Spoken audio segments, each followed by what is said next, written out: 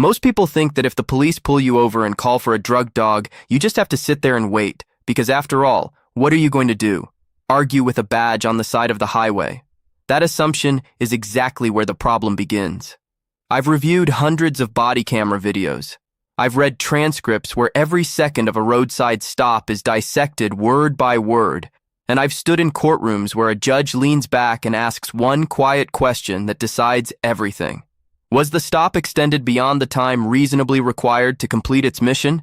And in those moments, the entire case rises or falls on something most drivers never think about while their hands are gripping the steering wheel and their heart is pounding in their ears. So let's talk about the question people ask me constantly. Can police make you wait for a drug dog? The honest answer is more complicated than yes or no. But there is a central phrase that anchors this entire issue. And if you remember nothing else from this conversation, remember this. They cannot prolong the stop without reasonable suspicion. Say it again in your mind. They cannot prolong the stop without reasonable suspicion. That phrase isn't just something lawyers say in court to sound impressive. It comes from real constitutional law, and it has teeth.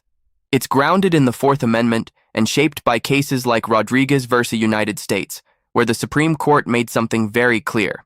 A traffic stop is supposed to last only as long as it takes to handle the reason for the stop. Once that mission is complete, license, registration, warrant check, citation, or warning, the authority to detain you ends unless the officer has developed independent reasonable suspicion of another crime. But here's where this gets complicated.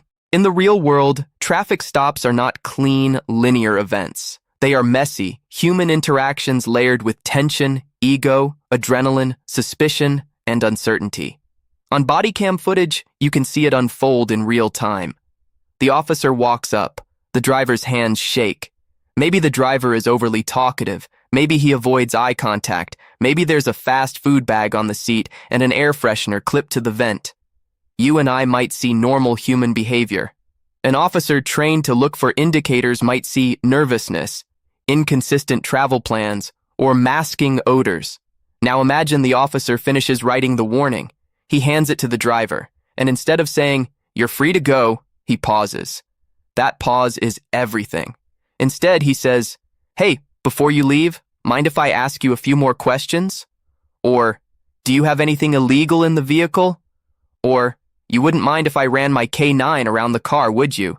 This is where it turns. Because if the stop is still lawfully ongoing, they can run the dog without additional suspicion, as long as they don't extend the time it takes to complete the traffic mission.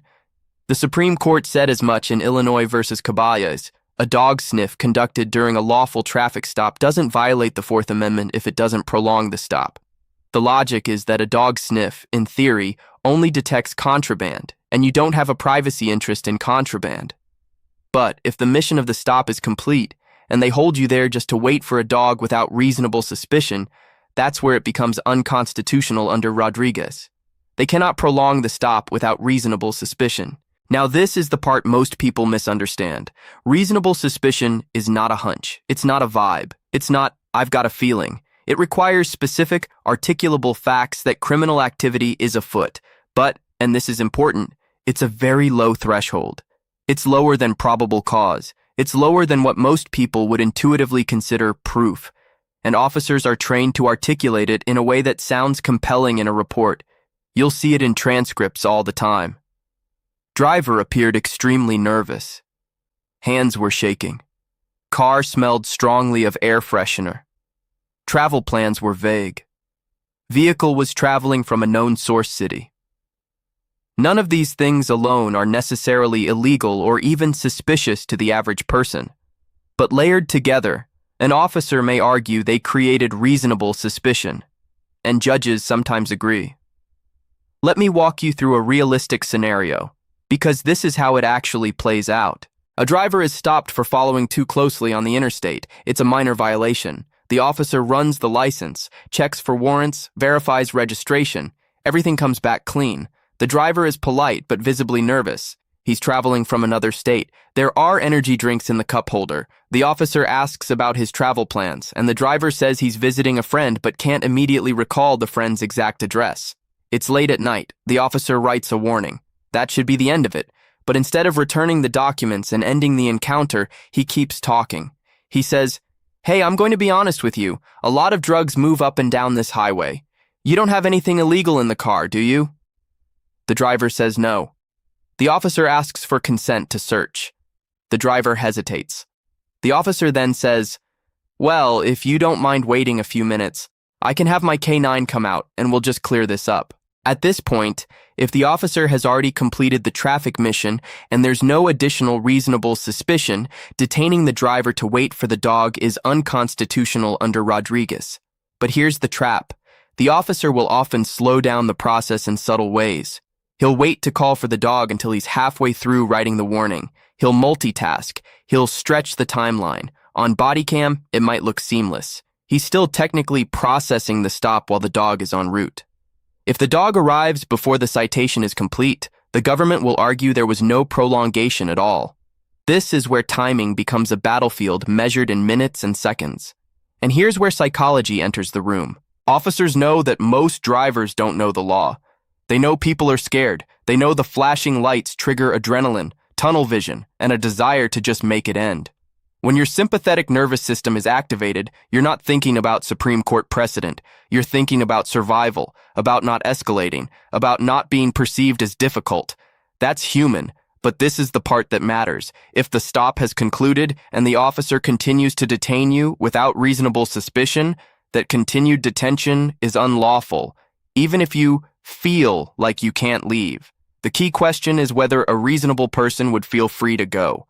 Now let me be honest with you. Asserting your rights may cause inconvenience. It may make the stop longer in the moment. It may cause the officer to stiffen. It may change the tone. That's the hard truth. Rights are not magic words that make police lights disappear. Sometimes they make things uncomfortable, but discomfort is not the same thing as illegality. If an officer finishes the stop and says, "Hang tight, I'm going to get a dog," and you calmly say, "Officer, am I free to leave?" you have done something powerful. If he says no, the legal justification for that no now matters. If he says yes and you leave, the encounter is over. If he dodges the question, that ambiguity becomes part of the record. They cannot prolong the stop without reasonable suspicion. You don't argue. You don't debate case law roadside. You don't accuse the officer of violating Rodriguez. You simply ask, calmly and respectfully, "Am I being detained or am I free to go?" That question forces clarity. Now, this is where gray areas creep in. Sometimes the officer will pivot and say, "You're free to go, but do you mind if I ask you a few more questions?" That is a consensual encounter. Legally, you can decline and leave, but the social pressure in that moment is enormous. The squad car is still there, the lights may still be flashing, your body is still buzzing with adrenaline. It doesn't feel free, even if technically it is. I've seen body cam footage where drivers linger, answering questions, thinking compliance will make everything smoother. Sometimes it does. Sometimes it gives the officer just enough additional statements to build reasonable suspicion retroactively. This is the trap. The longer you talk, the more material there is to interpret. Officers are trained observers. They're also human beings doing a job that involves risk and uncertainty. From their perspective, drugs do move on highways. Contraband does get transported. They're not inventing that reality. But the Constitution draws lines, and those lines are about time and justification. In suppression hearings, we slow everything down. We measure how long it took to run the license, how long to write the citation, when exactly the K9 was called, when it arrived, whether the officer had finished the mission of the stop before initiating the sniff. Judges look at whether tasks were diligently pursued or deliberately delayed. And here's something most people don't realize. If the dog arrives while the officer is still reasonably completing the traffic mission, even if the officer suspected drugs from the beginning, courts often say that's fine. There's no constitutional violation if the sniff doesn't extend the stop. That's why timing is everything. Now let's talk about what happens if they ignore you. Suppose you ask, "Am I free to go?" And the officer says, "No, sit tight," but gives no clear reason. The dog arrives. It alerts. They search the car. They find something. The roadside is not the courtroom. You do not win constitutional arguments on asphalt. You comply physically. You do not resist. You do not escalate. You preserve the issue for later. Because if the stop was unlawfully prolonged, the remedy is suppression, meaning the evidence found may be thrown out in court. I have seen cases crumble because of a 2-minute delay that could not be justified. I have also seen cases survive because a judge believed the officer developed reasonable suspicion from a combination of factors that, to a civilian, seemed ordinary. This is not black and white. Nervousness alone is usually not enough. Travel from a source city alone is usually not enough. But combine nervousness, conflicting stories between passengers, the smell of marijuana, visible rolling papers, and inconsistent answers about destination. Now you're in a different territory. Reasonable suspicion is about the totality of circumstances. Now, let's address something uncomfortable. There is a belief that if you assert your rights politely, everything will remain calm and professional. Often that's true. Many officers respect clarity. But sometimes asserting rights changes the tone. You may notice a shift. The officer may become more formal, less conversational. That's human psychology. When someone declines consent or asks if they're free to leave, it signals boundaries. Boundaries can feel like resistance. Your job in that moment is not to win approval. It's to remain composed. Body language matters. Keep your hands visible. Avoid sudden movements. Maintain a calm, even tone. Do not smirk. Do not roll your eyes. Do not deliver your rights like a challenge. You're not there to educate the officer. You're there to protect yourself. And let's talk about adrenaline. When those lights come on behind you, your heart rate spikes. Cortisol floods your system. Fine motor skills diminish. That's why people fumble for documents. That's why voices shake. Officers are trained to interpret nervousness as a potential indicator, but nervousness is also the most natural human reaction in the world during a police stop. Understanding that helps you manage it. Slow your breathing. Inhale through your nose. Exhale longer than you inhale. Ground yourself. Because composure affects perception. Now, here's a nuance that rarely gets discussed. If the officer asks for consent to search while the stop is still ongoing, and you say yes, you've essentially bypassed the reasonable suspicion issue. Consent is an exception to the warrant requirement. It must be voluntary, but courts often interpret voluntary broadly. Saying, "I guess so," has been held sufficient in many cases. This is why clarity matters. If you do not want your vehicle searched, you say calmly, "I do not consent to any searches." Not angrily, not defensively, just clearly. And then you return to the central phrase in your mind. They cannot prolong the stop without reasonable suspicion. If they have it, they will articulate it. If they don't, and they extend the stop anyway, that's something a defense attorney can challenge later. Let me give you a case example that still sticks with me. A young man was pulled over for a cracked taillight. Clean record, calm demeanor. The officer chatted casually, asked about travel. The driver mentioned he was coming from visiting a cousin, but stumbled slightly over the cousin's last name. The officer found that odd. He noticed fast food wrappers and said the car smelled strongly of cologne. He called for a dog before finishing the warning. The dog arrived 8 minutes later. The citation had technically not yet been printed, but the officer had already completed most tasks. The dog alerted. Drugs were found in a hidden compartment. In court, we argued the stop was deliberately prolonged. The government argued the officer was still diligently pursuing the traffic mission and developed reasonable suspicion from nervousness, inconsistent travel details, and masking odors. The judge watched the body cam multiple times. In the end, the motion to suppress was denied. The court believed the timeline did not show an unreasonable extension. That's reality. Not every challenge wins, but I've also seen the opposite. A stop where the citation was handed over, documents returned, and then the officer said, "Hold on, I'm going to run my dog around." No new facts, no new observations, just curiosity. That evidence was suppressed. The case collapsed. 2 stops. Slightly different timelines, very different outcomes. So, can police make you wait for a drug dog?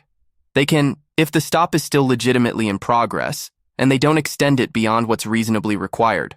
They can, if they have developed reasonable suspicion of drug activity. They cannot, if the traffic mission is complete and they lack additional reasonable suspicion.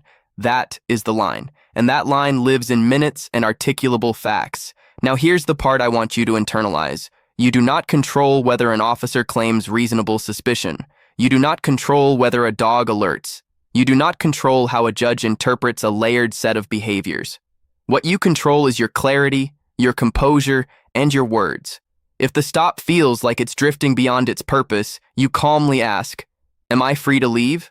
If the answer is yes, you leave. If the answer is no, you comply physically, and let the legality be sorted out later. If they ask for consent and you do not want to give it, you say, "I do not consent to any searches." And you do not fill silence with nervous chatter, because silence cannot be misquoted.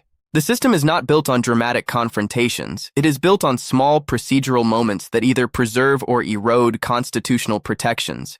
Most people lose those protections not because they were guilty or innocent, but because they didn't realize the encounter had shifted from a traffic stop into something else. They cannot prolong the stop without reasonable suspicion. That sentence is not a weapon. It's not something you shout. It's something you understand. Rehearse the question in your mind now, calmly, without anger. Am I free to leave? Say it until it feels natural. Say it until it doesn't come out shaky. Because if that moment ever comes, you will not rise to the level of your intentions.